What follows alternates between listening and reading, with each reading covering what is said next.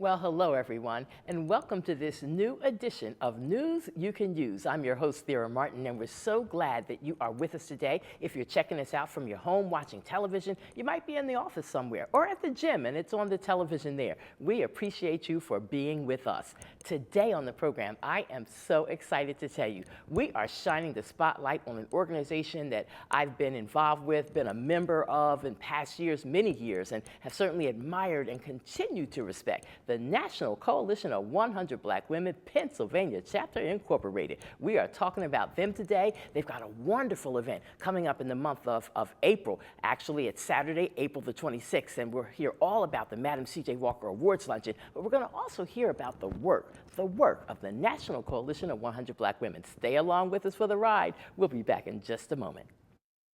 Be here, Thera Martin, with you on this edition of News You Can Use. Very much for having me.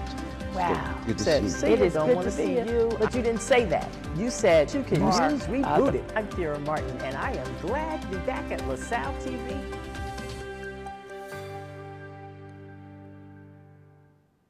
Well, hello again, everybody. I'm so glad to be with you. Thera Martin here, the host of this program, News You Can Use. And I have a very special guest joining me today. She's going to be with me for the whole show. I'm talking about Nyisha Chapman. She is the proud president of the National Coalition 100 Black Women, Pennsylvania Chapter Incorporated. Thank you for being here. Thank you for having me. I'm so excited. I got her on the show.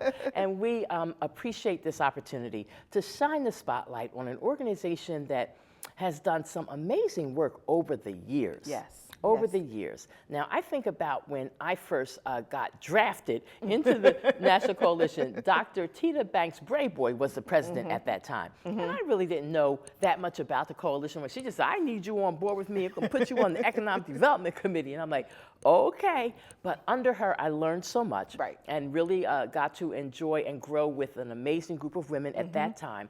And Sylvia Webster was the original president of the Pennsylvania chapter and everything. So I feel like God allowed me to be a part of the coalition, doing an important part of the history. And now looking at you and your leadership today, the history is stronger and more important than ever. So tell us about the history of the coalition. Okay, so we were founded in 1981 by our chartering president, Sylvia G. Webster, who is still an active member in our organization. And we're so thankful to have her because she's a wealth of knowledge and a wealth of information. And, you know, you wouldn't be here today without your history. So knowing your history is always important. So again, 1981, October, we were chartered with 42 amazing trailblazing women who started the organization. And we started our actual chapter as a part of a national organization from a train ride. So Sylvia was on a train ride with our first national president, Jewel Jackson McCabe, and they had a conversation, and she said, you need to start this organization to advocate on behalf of Black women and girls. And here we are today, almost like 44 years later. So we're entering into our 44th year of advocating on behalf of Black women and girls, and we're super excited to continue to be this premier advocacy organization. And that says a lot, advocating on behalf of Black women and girls. So some of the projects, some of the kinds of work that the coalition does to make that advocacy a reality. So some of the information, some of the programs that we do, they focus on health and wellness, economic empowerment, education, and public policy. So we do candidates forums to make sure that we are informing our community about upcoming elections, elected officials who are running for office, whether it's judicial candidates, which are currently running this year, our DA who's running this year as well. Last year we had a really big campaign and get out the vote about our presidential election just to make sure that people were informed, engaged, and registered to vote.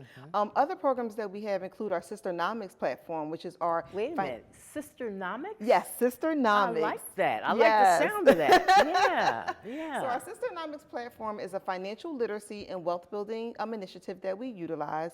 And what we do is we want to make sure that Black women are self-sustaining and sufficient, understanding financial literacy, budgeting, entrepreneurship, because we want to make sure we're increasing the number of female-owned businesses throughout the city of Philadelphia and our surrounding counties.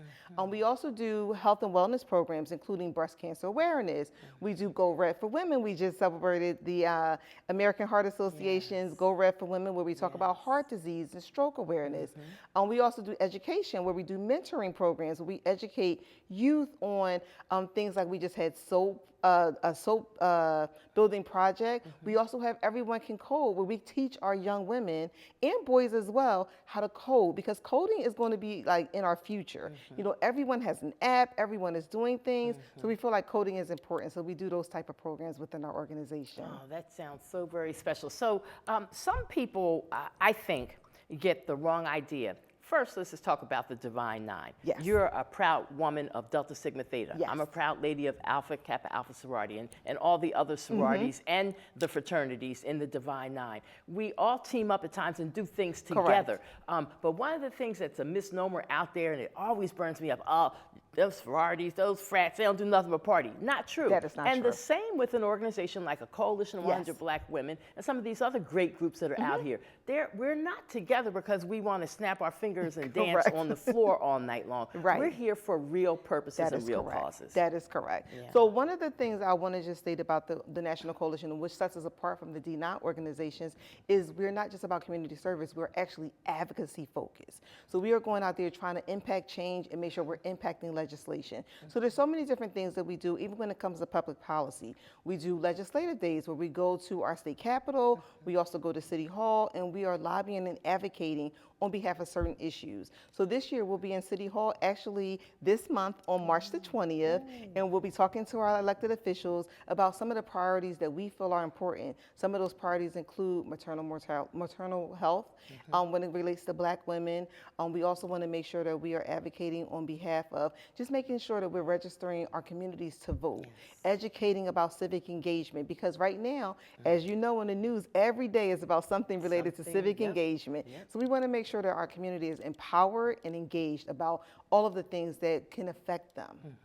So now, the Coalition of 100 Black Women, Pennsylvania chapter, that means that women in Ardmore and Yeadon and from wherever around the state, if they want to be involved with the coalition, they got to come through the Pennsylvania chapter. That is correct. So we don't just advocate on behalf of women in Philadelphia. We actually are in our we're in 5 surrounding counties: Bucks County, Montgomery, Delaware, Chester, and of course Philadelphia. We primarily do a lot of our programming within Philadelphia, but we do expand our reach to the other surrounding counties. So do you have a concept kind of like fit in where you can get in once you join the organization? Like, I've always been the type of personality that if I join a group, I want to do something. I want to be involved. I don't want to just have my name on a list. But like, how do you get folks in there and get them massaged into doing some work? So when we are doing our membership intake, which we just took over, I want to say 38 members last year, and it was amazing because one of the things we do is we look at where our needs are. So whether it's a financial expert or someone that has an expertise in financial literacy, whether it's communication, whether it's fundraising, because we also need fundraising as well. But we will find a place for you within the Coalition of 100 Black Women. We have 13 committees that we need work on. So whether you are a person that wants to do membership, whether you're great at communication and press releases, or just about doing the work, because again, we're advocating. So we want every member to be a part of our program committees, which are our economic empowerment, health and wellness, education, and public policy committees. So yes, we'll find somewhere to put you, and we will definitely put you to work. That sounds so good to me. So in terms of membership and bringing new members on, if there's folks who are watching the program right now saying, oh, that sounds like the type of organization I would like to be a part of.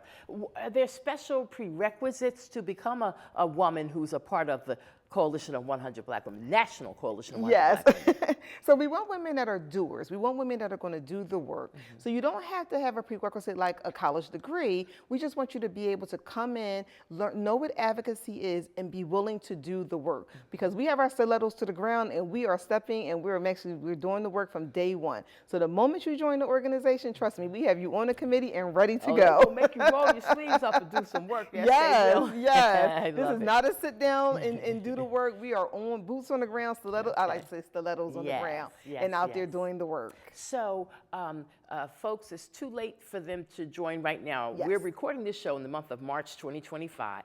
And the next time women who might be interested in being considered to become a part of the coalition, when would they apply, or how do they apply? So we're going to take membership in spring 2026, and our members, anyone that's interested, can actually go on our website. We have a contact form, and they can just express interest there. We'll make sure we put them on the list, and when we're ready to recruit, we'll have that information on our social media pages, as well as reach out to them through an email. Okay. So you've been the president now. You're in your second term now? You're in your third term.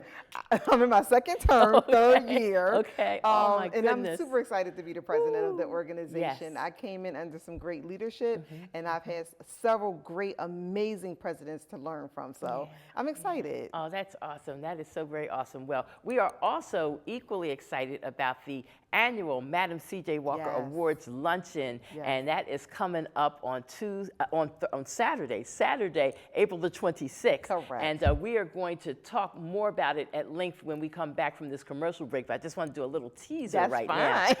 Madam C.J. Walker. Yes. This will be the 39th annual. That is correct. That is correct. So we're gearing up for 40. Now, I remember when we used to break our necks to try to do the Madam. We wanted to be the first organization to roll out a Women's History Month event. We would break our necks to get the Madam C.J. Walker event the first weekend in March. Well, time has moved on, things have changed, and you all have stepped out and said, we're going to do our event in April. And I just found out the other day, Sheree Darden, the publisher and owner of the Scoop newspaper, she said to me, did you know that the month of April has now been designated as Black Women's Month? I did not know I that. said, well, I didn't know that. I said, okay, that's all the more reason why we fall right in place to do this event in April. So, there's been a change. You all decide, when did you all make that change from March to doing it in April? So when the pandemic kind of came around, we had to do a little pivoting. Yes. And we've actually held our event in June previously as well, but we found out during June a lot of graduations are happening. So then we were going to do it again back in Women's History Month, but we also have to go with timing. So April is not a bad month to have it in because it's not as busy. We're not competing with graduations in prom season.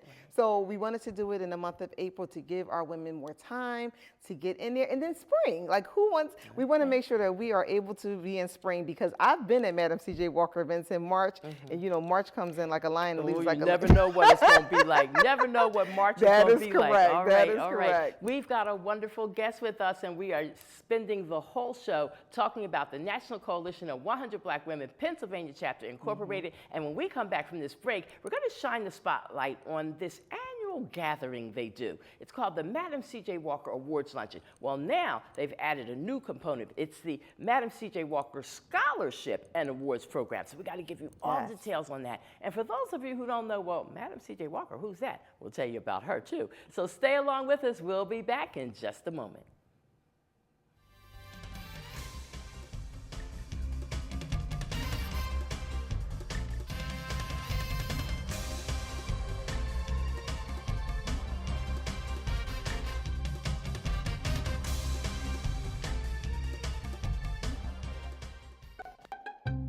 Well, I'm looking good. Thank you. Just became a real ID. What's the plan? Impromptu road trip? Actually, the plan is to fly to New York for today's product launch, and then visit the family in California, and cap it off with a girls' weekend in New Orleans. You really can just do all that. Sure, I'm a real ID, so I'm good to board any domestic flight. Speaking of which, gotta fly. Nice. Enjoy. I'll be here. Be your Real ID self today. To learn how, visit tsa.gov/realid or your local DMV. Do you know a veteran in need? Nation's Finest, through the VA's Supportive Services for Veteran Families program, helps veterans and their families struggling with rent, employment, and other housing-related costs. Today, Nation's Finest operates more than 30 locations in California, Arizona, and Nevada, helping thousands of veterans every year. Visit nationsfinest.org or call 1-833-468-9676. That's 1-833-468-9676. 80% of Americans accused of a crime will get appointed a public defender. We're the front line of defending people's constitutional rights. For every dollar we spend on public defenders, we spend $3 on prosecutors. The entire apparatus of the state is behind the prosecution. Gideon's Promise trains, mentors, and supports public defenders. It's changed the face of public defense. It gives me that sense of I'm not doing this by myself. It's fueled me to continue on in this fight.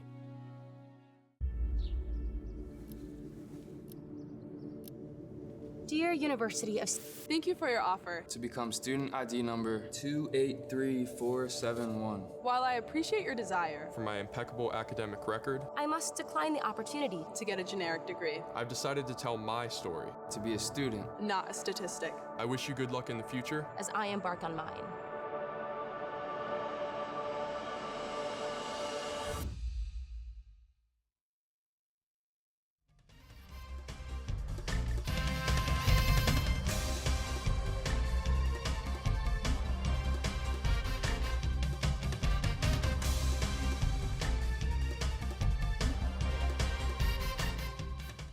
We are talking about the National Coalition of 100 Black Women Pennsylvania Chapter Incorporated today on the program. We decided to dedicate the whole 25 minutes to talking about this organization of women. It is Women's History Month, and so we're celebrating our women this month, but also we want you to know what they're doing in the month of April. In fact, it is Saturday, April the 26th, 2025. They're hosting their 39th annual Madam C.J. Walker Scholarship and Awards Luncheon. Wow. Correct.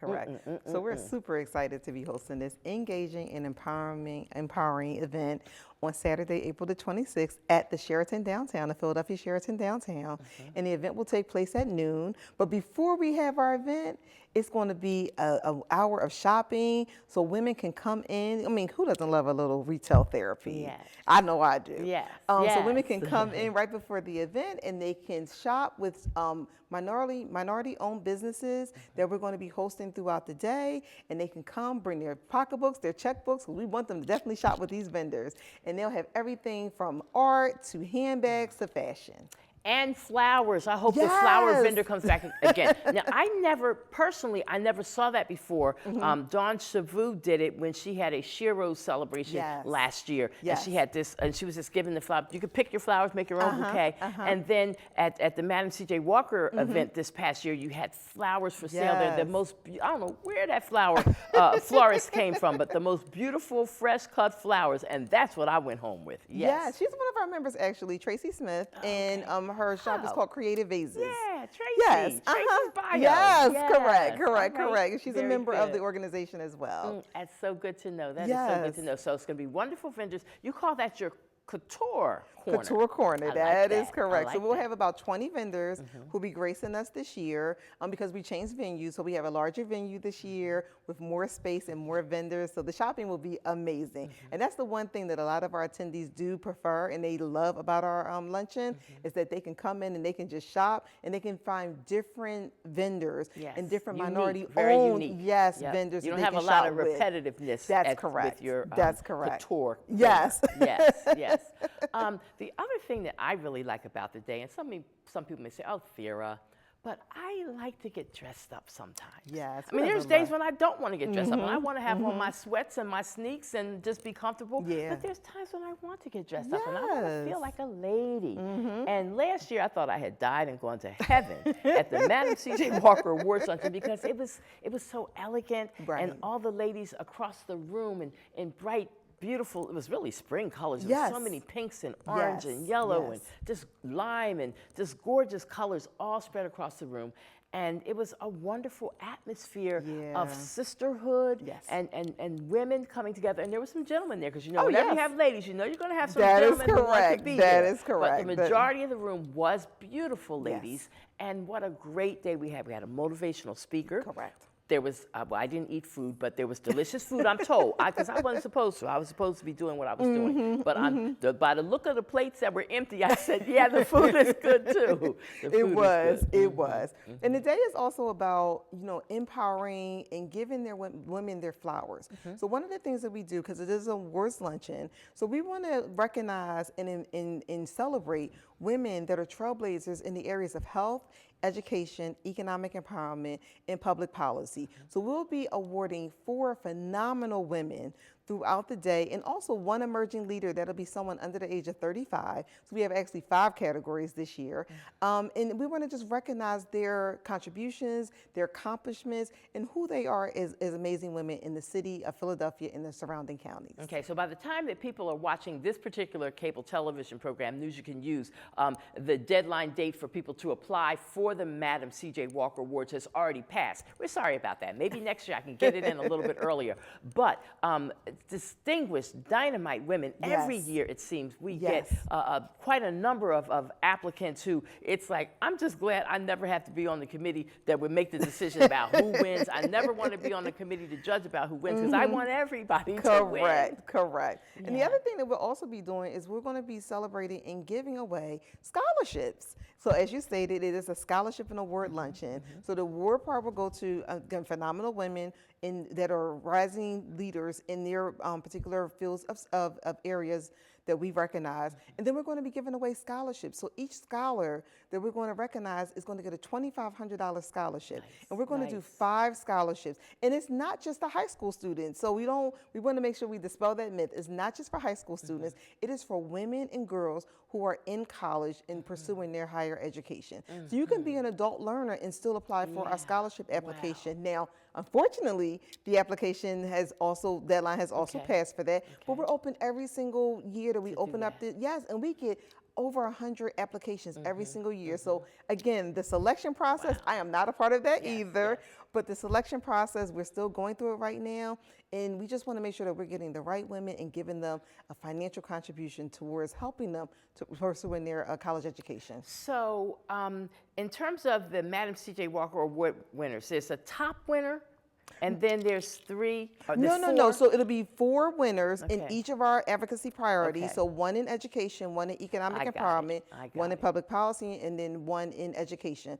And then there'll also be another emerging leader that can be in any one of those 4 categories that we're going to recognize. She has to be under the age of 35. Wow, that is going to be so very special. And then when you talk about who this luncheon was named after, I have been fascinated with the story of Madam C.J. Walker since I was a little girl. And I'll tell you why. My mother was a cosmetologist. So I grew up in a beauty salon. I grew up, around hair all of my life. That's why I tell people, you got to understand me. I grew up around hair, so don't ask me to take any hair off or to do any of that, because I'm going to do my thing. I'm the cosmetologist child, and that's just the way it is. Madam C.J. Walker, tell her story briefly, if you would, so that people will understand her greatness and why the coalition decided to name this annual luncheon after her. Yes, so Madam C.J. Walker was the first African-American millionaire. And her name, of course, was Sarah Breedlove. That was her original name. But she became a cosmetologist. She had the hot comb. So she actually is the founder and creator of the hot comb. Thank you. Yes, because we all need a good... Oh, I used to cry back in the day when my mama was doing that. Yes, so she was a beautician, and she was a self-made millionaire. And one of the things we wanted to do was honor her contribution, because as a Black woman, especially in the era that she became a self-made millionaire, that was unknown, So it's like we wanted to make sure that we recognize and honor her, but we're also about economic empowerment for women. So why not utilize Madam C.J. Walker and continue her tradition and her honor by giving away and naming our luncheon after her? The other thing that I believe to know to be true about Madam C.J. Walker is that in her own success, she reached back and she pulled up others to make sure that they became licensed cosmetologists and that they understood the products and how to properly apply the products to the hair and all of that. And and that she was not only a self-made millionaire, but America's first self-made millionaire, Black or white. That's what we were taught. That's what we were taught. Awesome. And we just want to make sure that we have her whole story within our luncheon. And we want to make sure that we continue to honor the legacy of the women who paved the way for us. And she is one of the women who paved the way for us in where we are now, because I also went to school for cosmetology as well.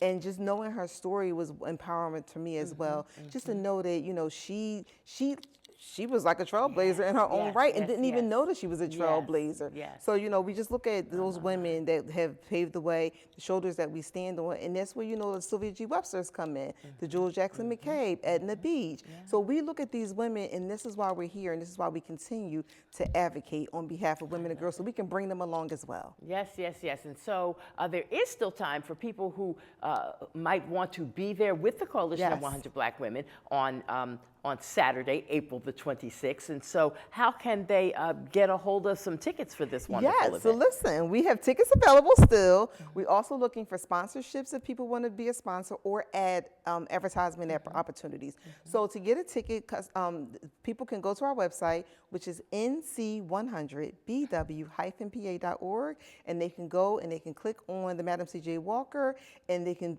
get their tickets right then and there. Also, if you're a business or you just want to support us through an advertisement that we will be advertising through our electronic souvenir journal, you can also do that on our website as well. We're going to have over 600 amazing guests in attendance at this luncheon. So that is a great opportunity for anyone, either you want to attend or you want to advertise or sponsor. It's going to be wonderful for sure. We know that. Again, it is coming up on Saturday, April the 26th. I want to remind people, in case you didn't hear me say it at the beginning of the program, the National Coalition of 100 Black Women Pennsylvania Chapter Incorporated is a nonprofit organization. It's a 501c3. And when they raise money, they're putting that money back to fuel their programs in economic empowerment, in health and wellness, in public policy and community affairs, in education. That's what they do. So this isn't like, oh, they raise money and say, well, let's all go and buy a mink coat. No. They're doing good stuff with the money that they raise. And so God bless you. Continued success to the coalition as you go forward. I'm excited to be a part again and to just be in the room on April 26th. I'm going to look across that sea of beautiful women and some gentlemen guests who will be there too and say, wow, they did it again. They did it again. It's going to be great. Yes, it is. It's going to be great. Give us the website one more time. It is nc100bw-pa.org, or follow us on our social media channels at nc100bwpa. We are celebrating women all month long here at LaSalle TV, and certainly on this program, News You Can Use, and we're celebrating each and every one of you. We thank you for checking out this program, and we encourage you to check out all the other wonderful programs that are on LaSalle TV, on Comcast Channel 56, and on Verizon Channel 36. We appreciate you. Remember, everybody, life is so very fragile. Handle it with prayer. Bye-bye.